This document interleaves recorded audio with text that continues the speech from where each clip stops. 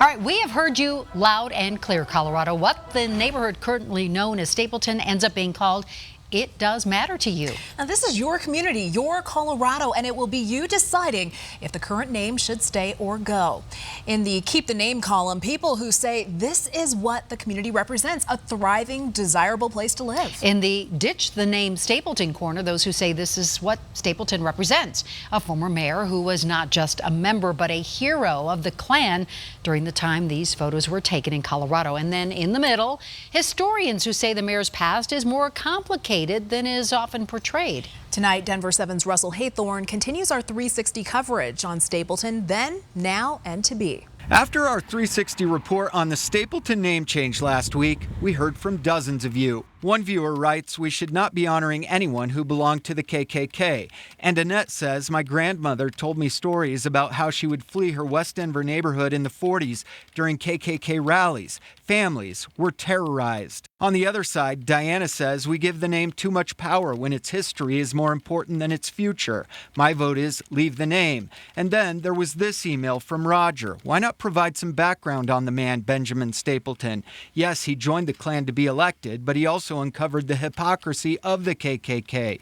Your 360 folks should do a 180. So we are. Roger mentioned a book, and we found it at the Denver Public Library. It's called A Short History of Denver.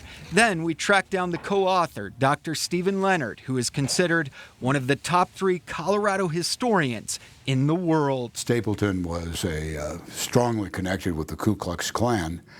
But at the same time, he said in the election in 1923 that he was against bigotry and that he was a good guy. By 1924, Leonard says Benjamin Stapleton had soured on the KKK. A horrid organization. In Leonard's book, he writes that Stapleton recognized that some Klansmen drank and gambled. And he didn't like that. Stapleton was something of a Puritan. He didn't like violating prohibition. He didn't like gambling. He didn't like a lot of that. So Leonard says Mayor Stapleton organized a group to bring down the KKK and its grand dragon, John Locke. Stapleton organizes a group sort of outside of the police force, members of, I think, the American Legion, some members of the police force, some people from the state, to stage raids on the Klan speakeasies and gambling joints on Good Friday, 1925. Leonard says while that chapter of Stapleton's political career could be considered noble, I've described him as the ultimate stealth candidate. Leonard does not endorse keeping the name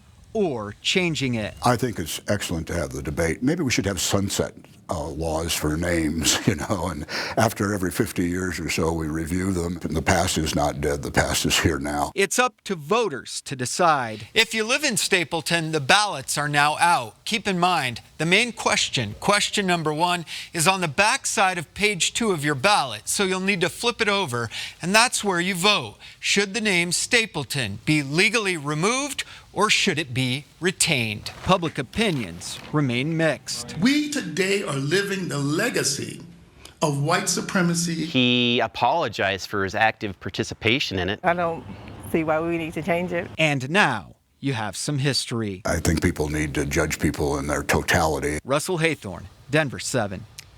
Well, we know from experience that there are plenty of opinions on this, so keep your comments coming. Email us 360@thedenverchannel.com, and we may share your views tomorrow at 6.